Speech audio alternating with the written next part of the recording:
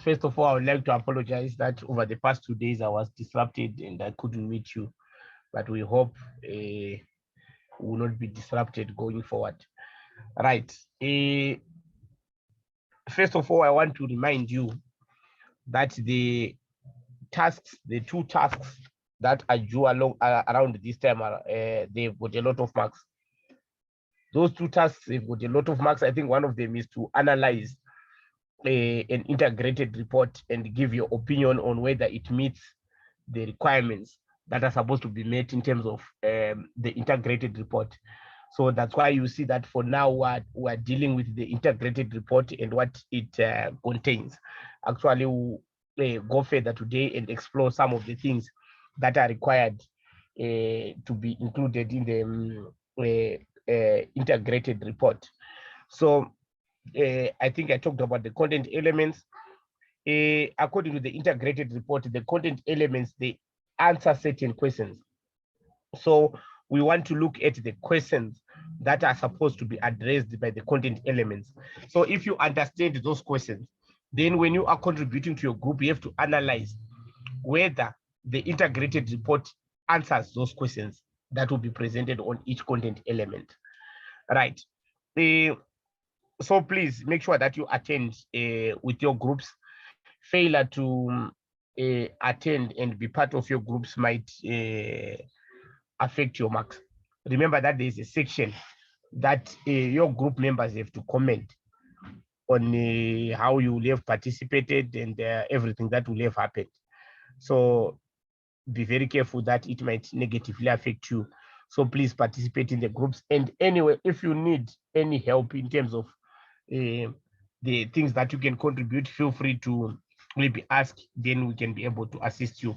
Remember that each group will choose a different company.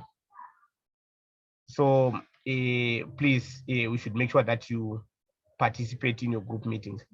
Right. So today we're going to first of all, I would look at we talked about the 8 content elements.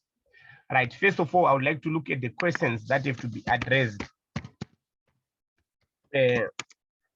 by the elements. So that when you are analyzing your statement, you have to check if these questions are addressed by each of the elements. Right. We have number 1, the organizational overview and external environment. Right. It has to answer the question of what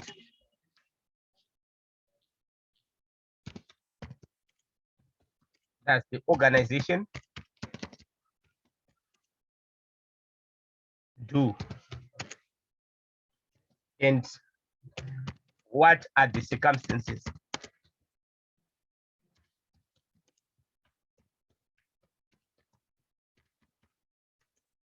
under which it operates.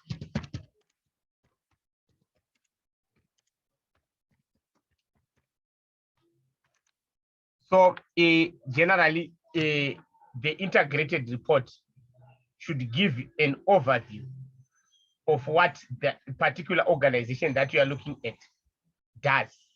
What does it do in general? And what are the environmental circumstances that they are facing? For example, we know that we know that there's a lot of load shedding. So if your entity is affected by load shedding, they have to put that into context. If your entity is affected by imports, which they have to pay in forex, they can also talk about the rand that has not been stable. So it will all depend with the particular circumstances of the entity. Right. Then they also have to answer on their governance, how they are executing their duty.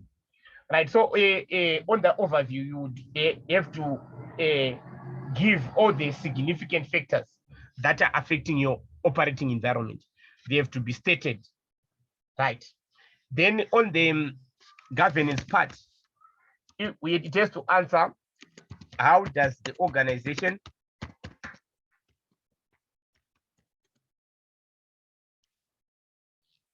governance structure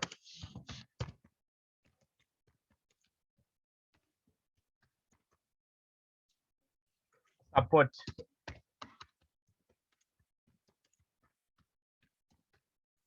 its ability to create value in the short term,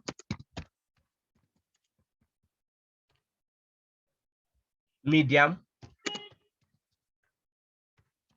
term, and long term. Right. We should talk about how the leadership structure of the entity, the organizational structure, and the particular actions that management, especially those charged with governance, have put in place, including the culture of the organization that enables the organization to move forward. So what are the structures that are in place that will ensure that in the short run, medium, and long run, the entity will be able to attain its objectives, considering their circumstances? Right. Then number 3, the business model.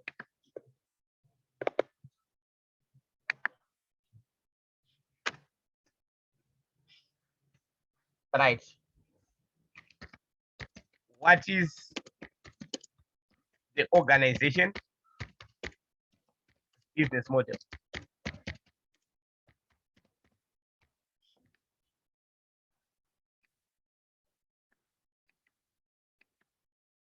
Right. That is the system that they are using to transform their inputs into outputs.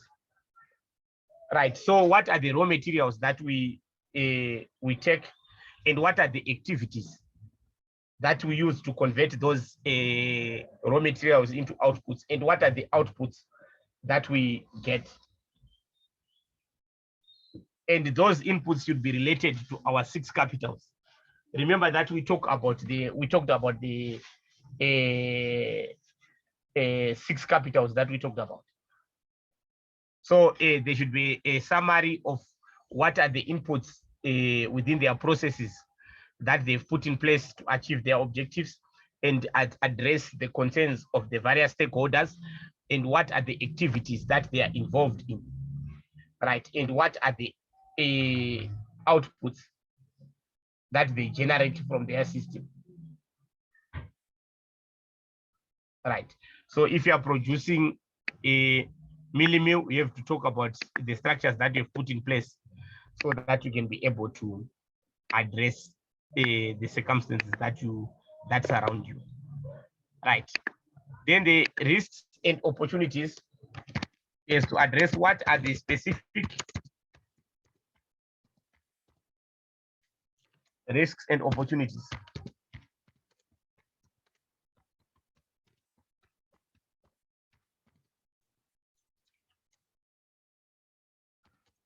that affect the organization's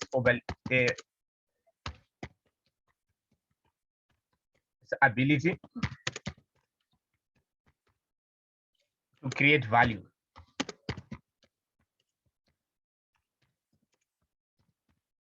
over time,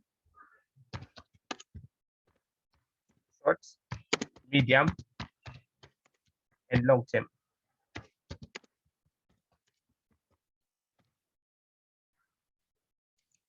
And how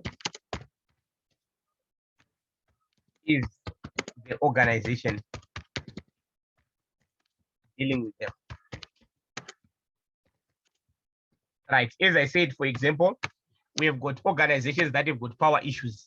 So what are you doing considering that the power issue is going on and on? There are organizations that face labor issues. There are organizations that are facing financial problems. Maybe they've got financial risk because they are highly geared and the interest rates have been changing erratically. So they have to what? They have to state how they are addressing those risks that they are facing.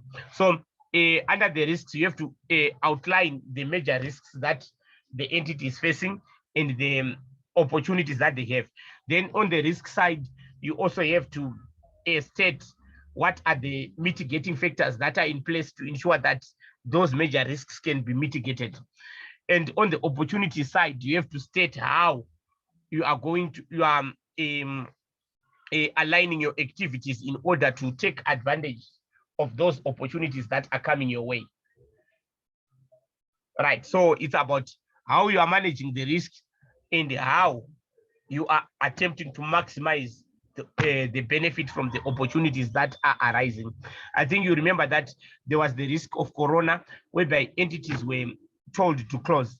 But during that time, there were some businesses that also took advantage. For example, some who were selling face masks. We have businesses like Zoom. They moved on, and up to this day, they've grown like never before. So you have to outline all the risks, the major risks that you are facing, and what are the steps that you are taking to ensure that the impact of those risks will be minimal. Then you have to state what are the opportunities that your entity is likely to is getting, and what are you doing to exploit those opportunities. But remember, the entity's integrated report is not meant to expose the entity to outsiders. Remember, you are competing against other people, so you are not supposed to give everything. It's just an outline which does not give in everything about the entity per se. Right. Number 5.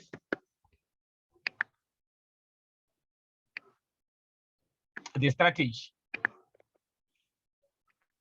and resource allocation. Right. It should answer the question, where does the organization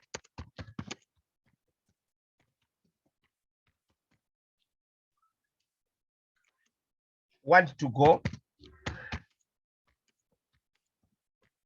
and how does it intend to go there?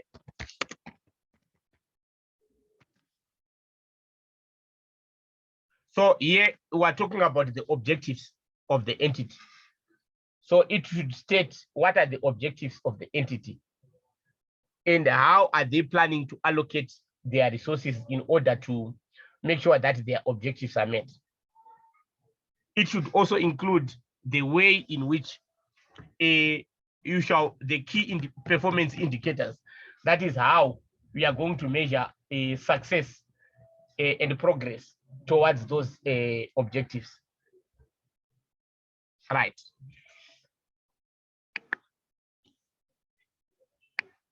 Then we have got performance.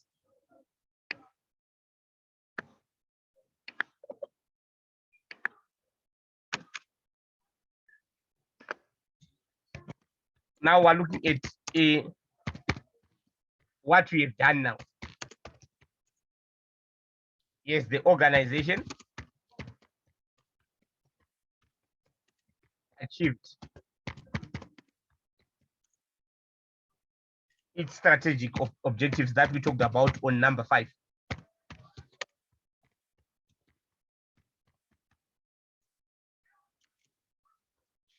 For the period and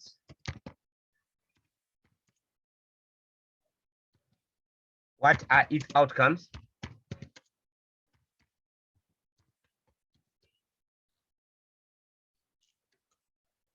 In terms of effects on the capital.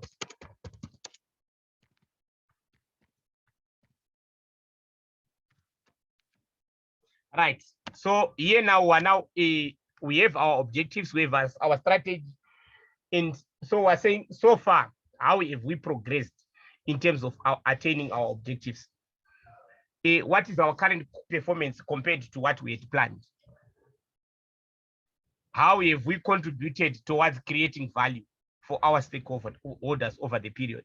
And what is our progress towards the medium and long term? Remember that medium and long term plans, they take a long time, but we also have to evaluate that, are we progressing as far as they are concerned? That is for now, what we have done.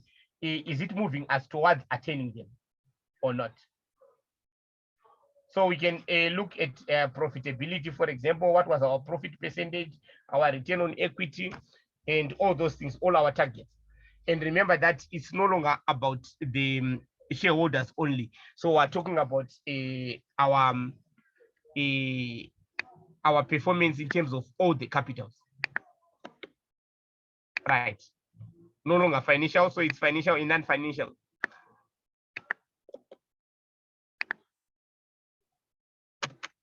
Right. The outlook. Now we're looking into the future. Remember that our focus before was on where we are, what we have done, and what we intend to do. Then we now look at what are we likely to face? What is our focus of what is to happen in the future? Right. What challenges and uncertainties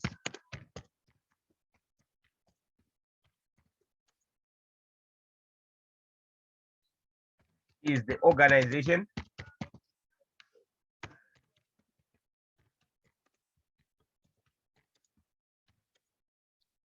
likely to encounter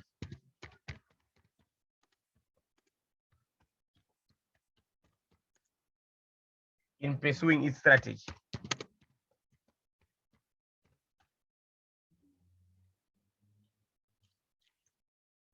And what are the potential implications?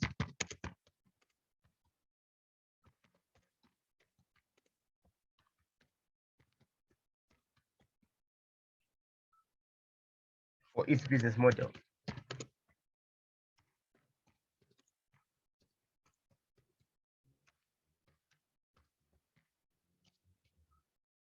And future performance.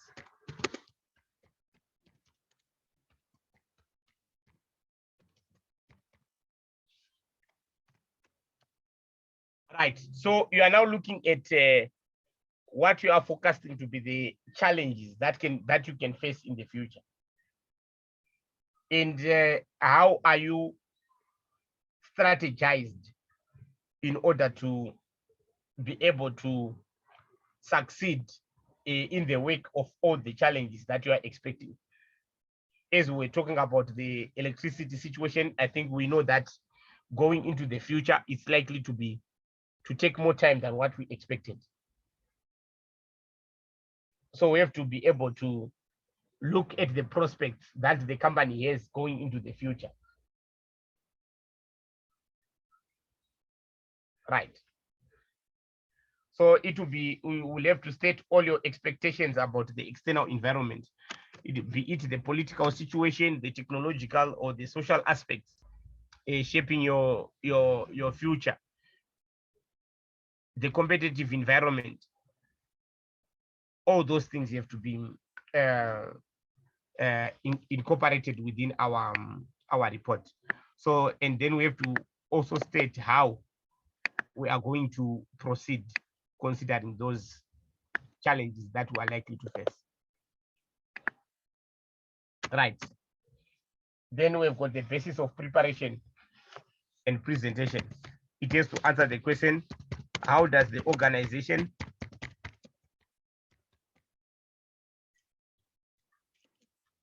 determine what matters to include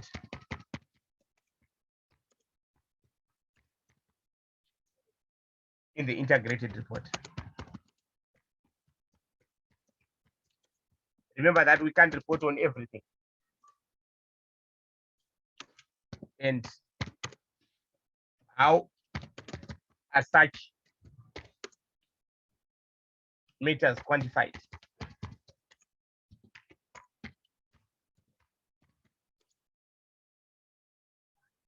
or evaluated.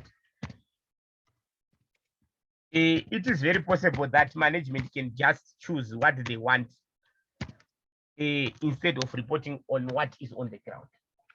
So to give a smaller mitigation towards that, it is required that management should explain how they've determined what to include and what to exclude.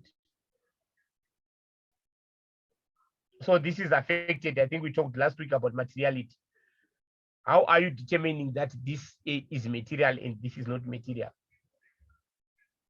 So if you are using any frameworks, you have to summarize those frameworks that you've used in determining what is material and what is not material.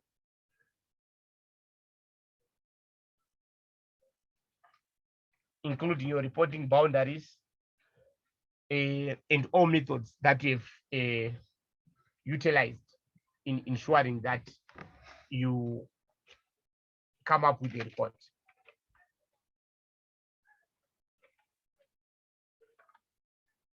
Right.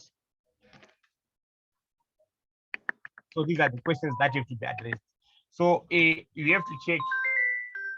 You have to check if these are addressed in your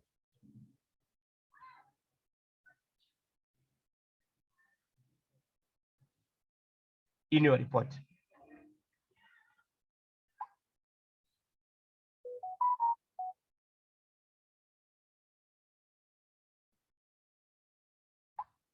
Right. So when you are checking, you have to be able to check if all these things are covered in the report. I think there's one of your assignments talks about these things. So you have to be able to check if they are addressed. Right.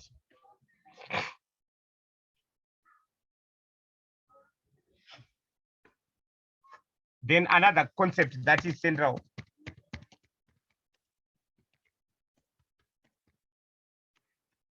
to integrated reporting is integrated thinking, whereby we don't think about items in the financial statements in isolation.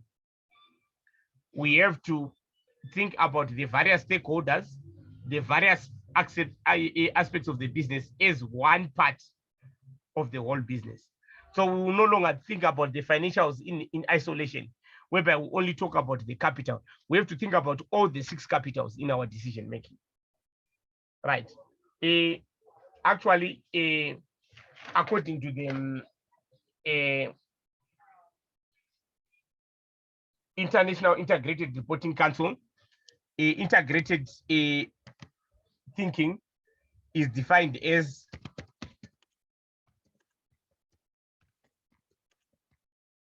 active consideration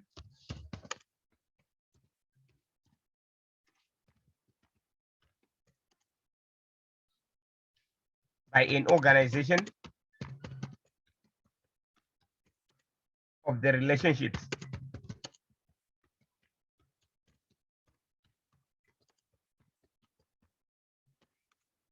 between its various operating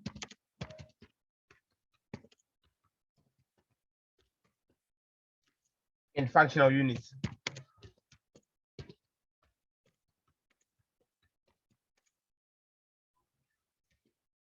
And the capitals.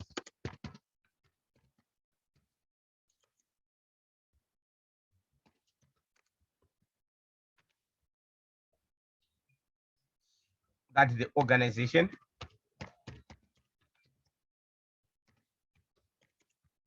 uses or affects. So that is the definition by the International Integrated Reporting Council of integrated thinking.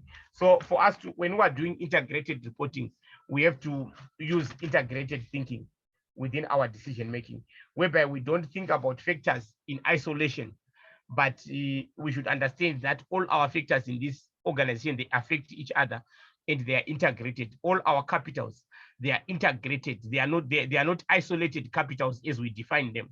They are one and the same part of the organization. One capital will affect the other.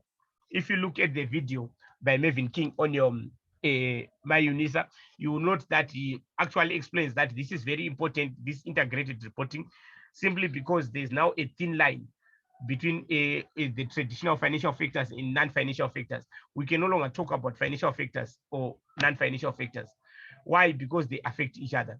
For example, if you cause pollution in a particular area, let's say you are mining and there will be diseases in the area, there is likely to be lawsuits, and those lawsuits are likely to result in heavy fines. So heavy fines will then affect the financial side. So you will see a non-financial aspect affecting the financial side. Same as we can talk about, let's say, for example, the financial side. If you pay your employees fairly, they will then be motivated. And if they are motivated, that's in a non-financial aspect, they can increase productivity. You can also spend in social things. Let's say, for example, you are donating to the community, constructing roads, helping with hospitals. The community will see what you are doing, and then you get more customers because they like what you are doing for the community. They know that if they buy from you, some of the profits that you're going to earn will go towards the community. So you'd find that there will be financial aspects which will affect the non-financial side. So we can no longer think about the financial or non-financial in isolation. We can no longer think about the capitals one by one, but as combined six capitals. So in all our decision making, we have to be able to understand that we have got our business is integrated. It's not isolated parts. Right.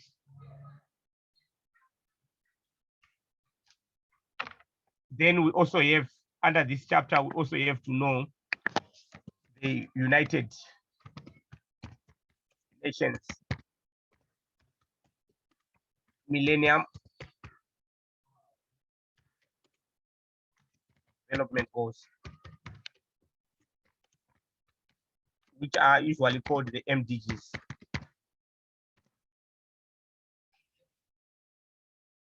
Right. These are interrelated goals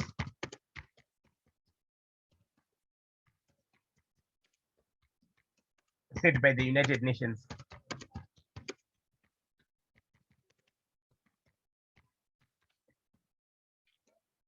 And targeted to be achieved by 2030.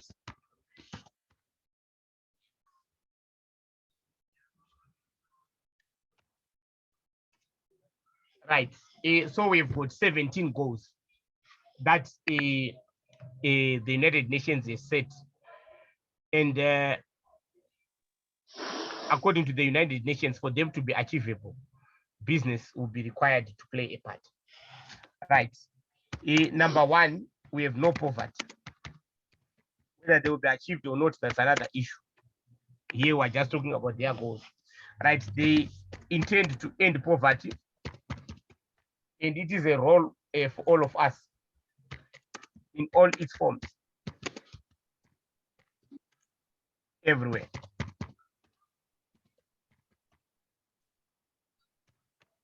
Whether they will be achieved, as I said, that's a subject for another day.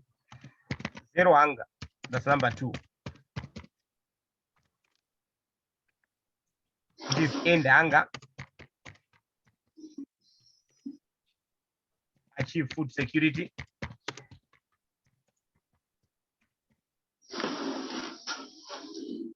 and improve nutrition.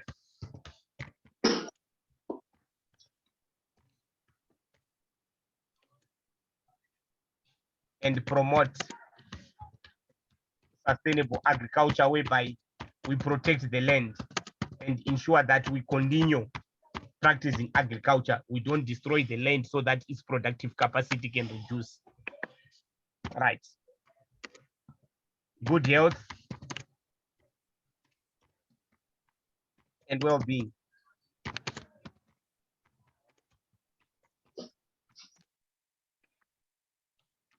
Right. Ensure healthy lives.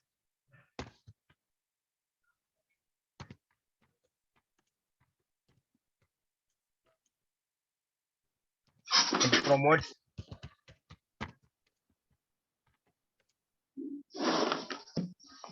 well-being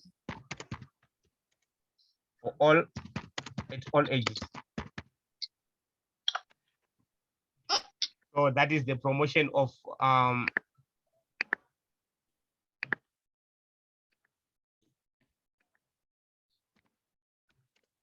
good things like exercise, good eating habits, quality education,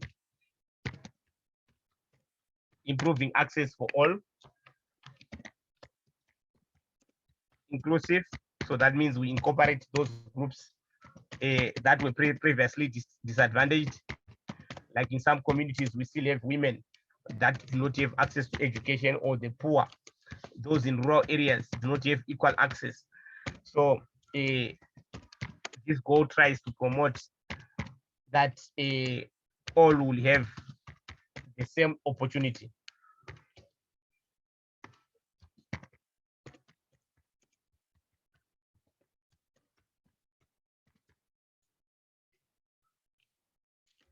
For all. Rights. Gender equality.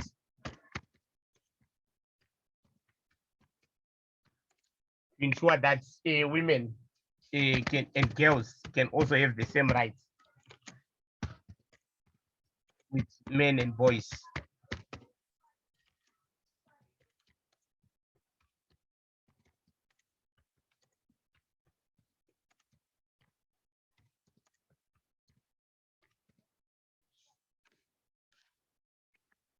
Moving away from the traditional way in which they were marginalized. Right. Clean water and sanitation.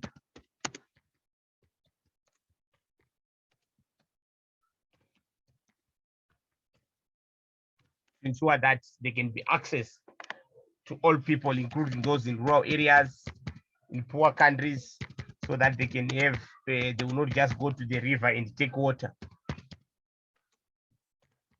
And they can also have the facilities like toilets for all communities.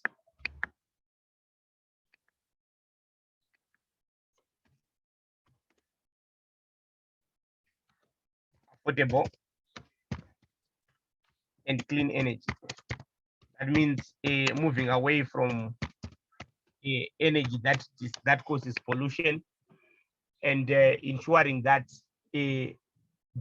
all people can afford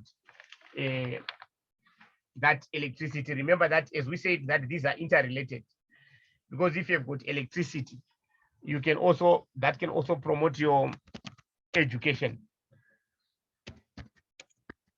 As you can learn, I think we have heard of rural communities whereby they do not have electricity, so it is difficult to study.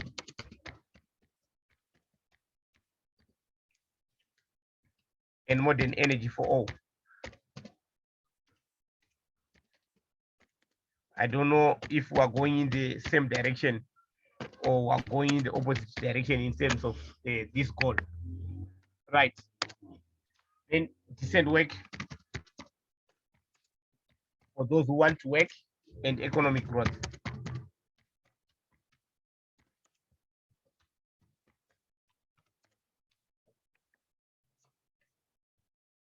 Right. Promote inclusive and sustainable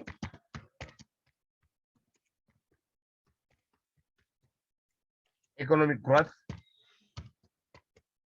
employment, and decent work for all. That means everyone who needs to work should be able to work at the end of the day. So those it's a responsibility of not only government, but business also has to play a chance, and individuals, in ensuring that can happen.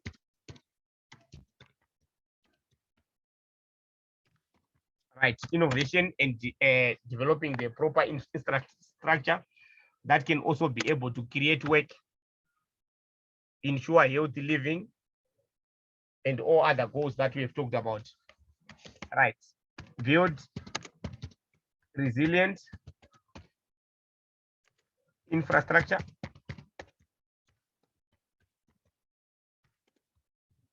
promote sustainable industrialization,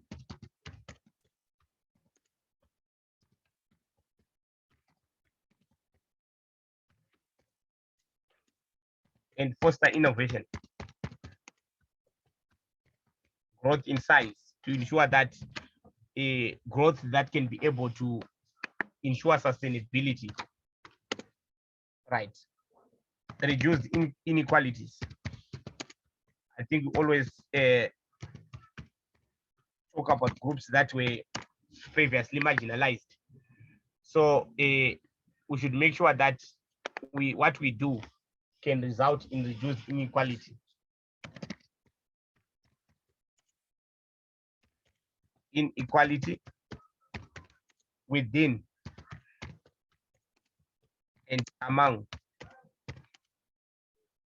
countries to ensure that citizens, the differences that are there between the rich and the poor, those who have and those who do not have, can be lessened.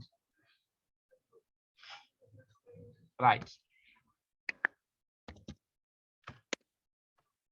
Sustainable cities and communities.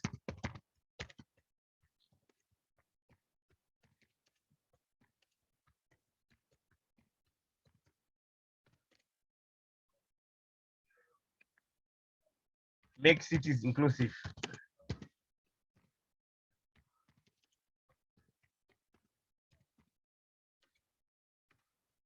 Safe,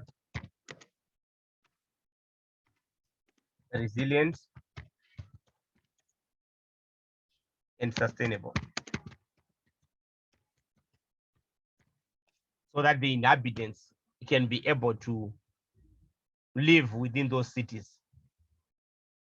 And access to those cities should ensure that maybe all, to promote equality, can also have access to the cities. Responsible consumption.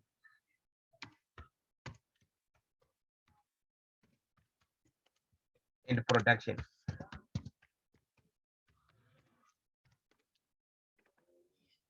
Right. We should ensure sustainable consumption. Remember, we say we should meet the needs of today whilst also protecting the needs of tomorrow. So our production ways should ensure that we protect the land. I think if we go back to number 2, we said for us to have zero hunger, there should be sustainable agriculture. That can only be achieved through a responsible production patterns. And our consumption should be normal, so that we can be able to protect the environment from which we will need to also get benefits in future. Climate action. I think we've heard about global warming. We should not destroy the environment. All right, so we should take urgent action to combat climate change. The rising temperatures, the changing seasons. So we have to make sure that the way we produce, the way we live, will not continue destroying the patterns of climate, so that we can be able to survive. Right.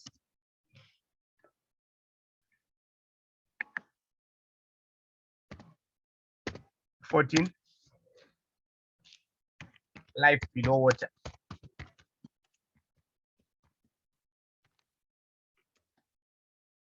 We also have to take care and conserve and sustainably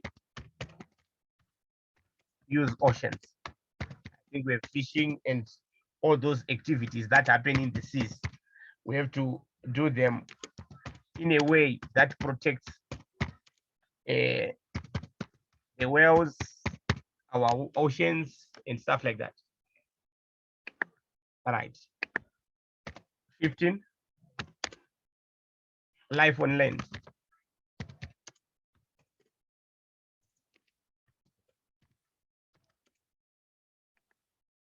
Sustainably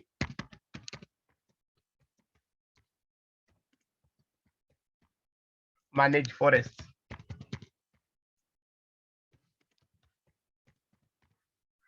combat desertification, destroying trees and stuff like that. Vote in reverse land degradation.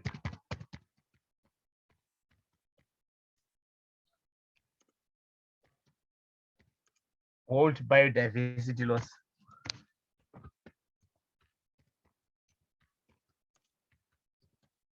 So you can see that that is also related to good agricultural and production processes. Remember, we said all these goals are interrelated. 16, peace, justice, and strong institutions.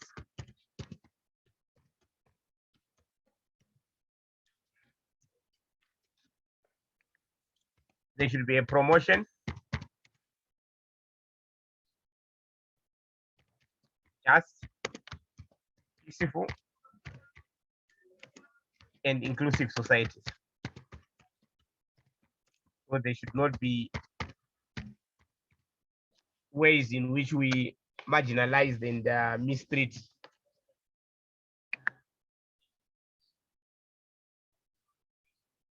other communities. Right.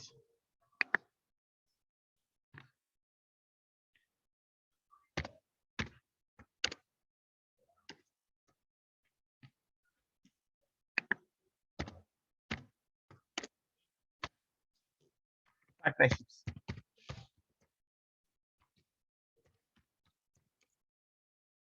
For the goals.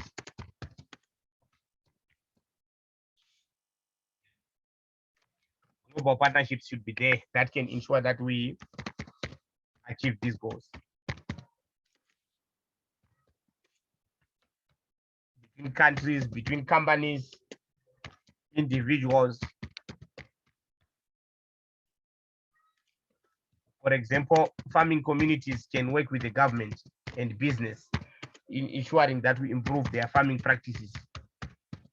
The business sector can work together with the government and communities in ensuring that we've got healthy for all. So these are the 17 Millennium Development Goals that the United Nations targets to meet by 2030. But whether they will achieve that or not, we are not very sure. But as we can see, that we're still far away from that. We're still far away from achieving those goals. But that would be an issue for another day. Right. Then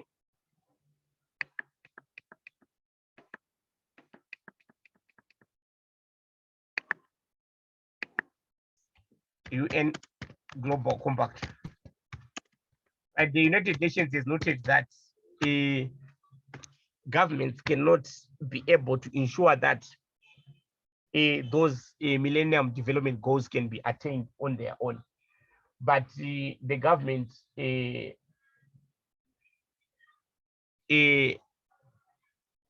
can work with businesses to achieve that.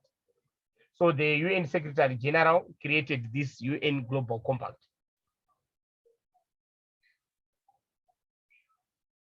All right.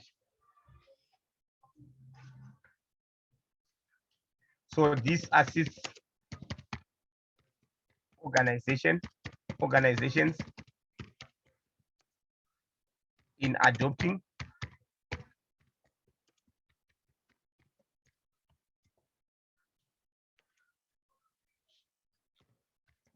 goals in their strategy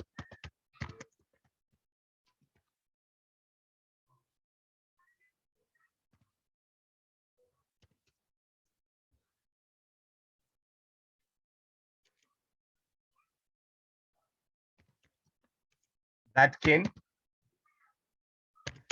align the strategy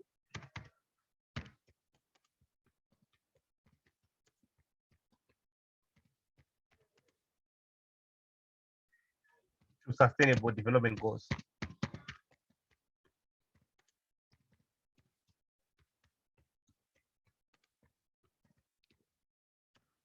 Right. Now there are 10 principles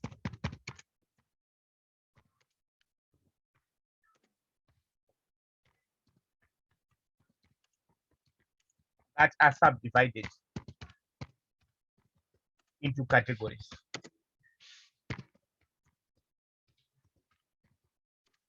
Which businesses can use.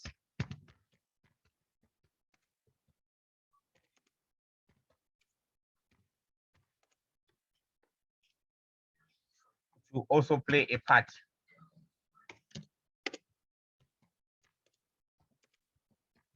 in ensuring the attainment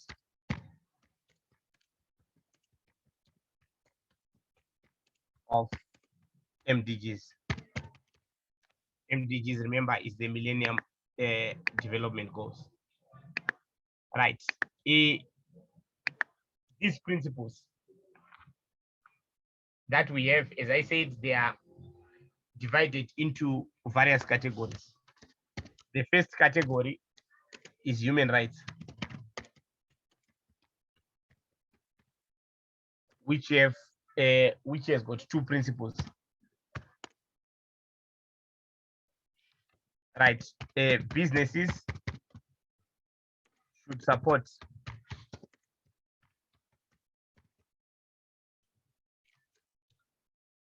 and respect the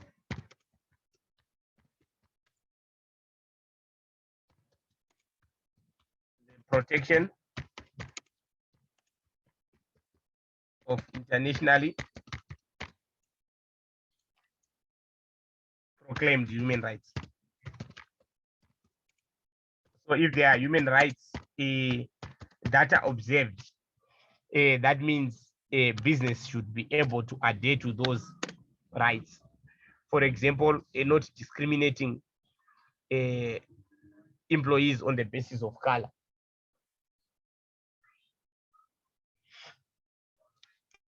Businesses should make sure that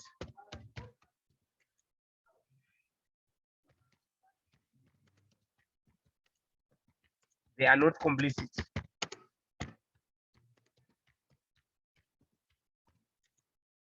in human rights abuses.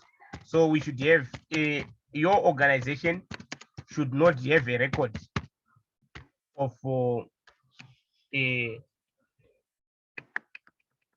human rights. So you should play a part in ensuring that that does not happen. Then the second category, labor standards. Would you give us 4 of the principles? Right. Principle number 3, business should uphold the freedom of association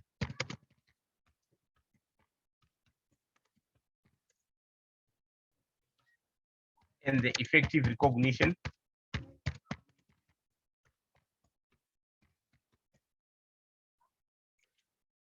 of the right to collective bargaining. So you should not discriminate your employees based on the need to engage in collective bargaining. Right. Business should uphold the elimination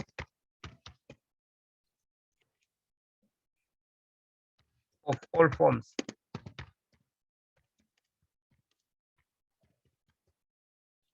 of forced and compulsory labor.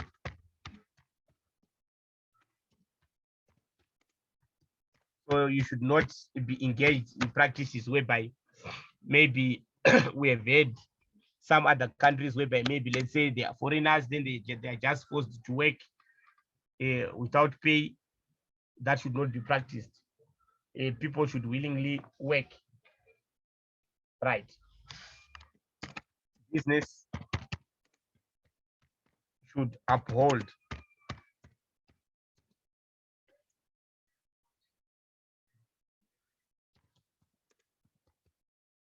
the effective abolition of child labor. Right. I think labor laws have got the edge that can be employed. So if let's say, for example, if your country says you cannot employ anyone below the age of 16, then the employees should be above 16. Business should uphold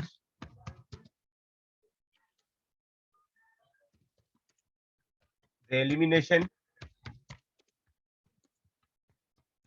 of discrimination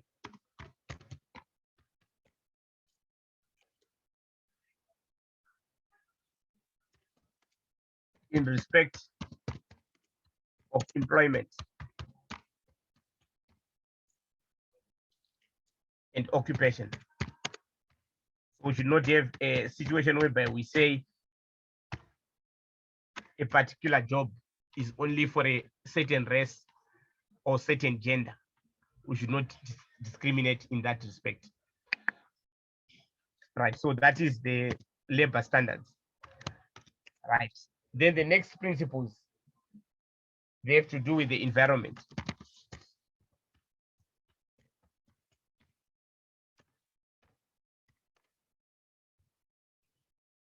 Businesses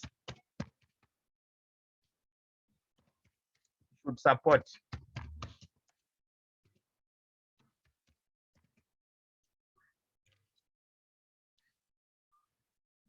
a precautionary approach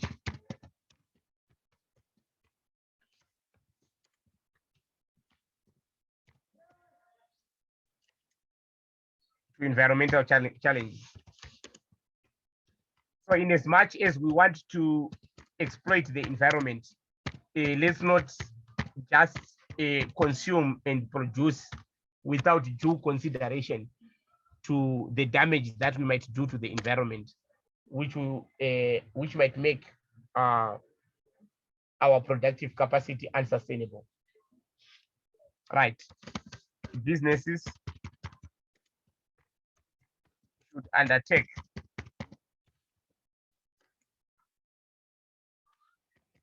initiatives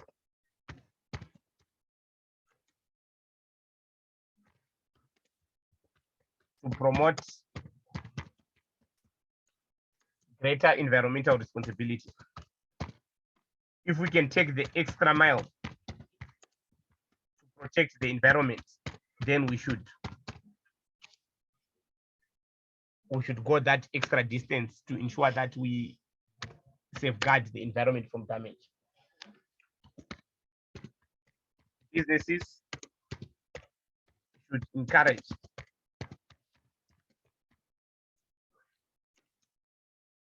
the development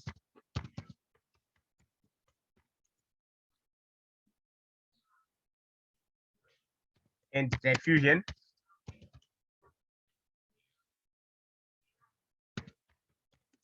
of environmentally friendly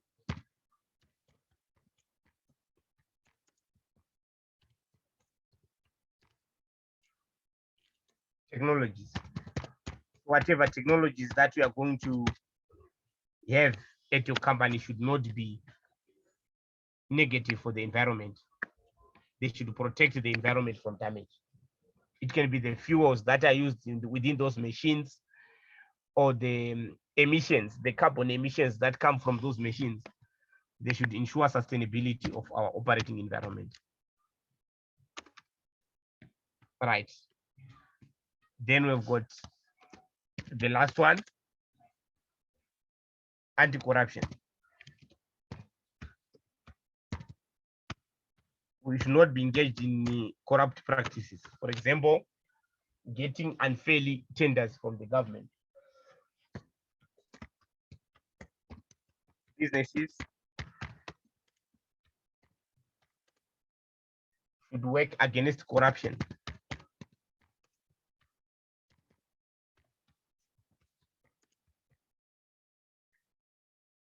in all its forms.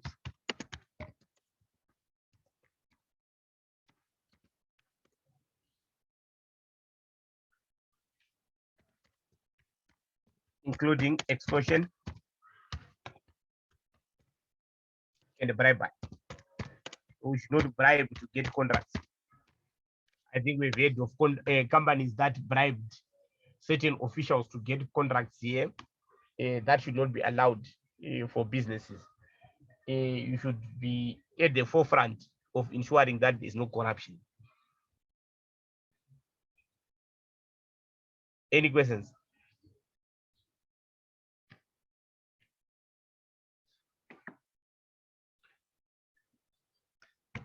Right. If we don't have any questions, please, you are reminded to participate in your groups.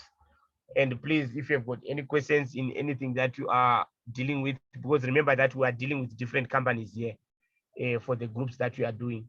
I think the first assessment and the second assessment, you are dealing with the same company that we have chosen as a group. And all of you should have different companies. Make sure that you participate, please, because there will be comments that will be made against you if you do not participate. And remember, these group assessments have got more marks.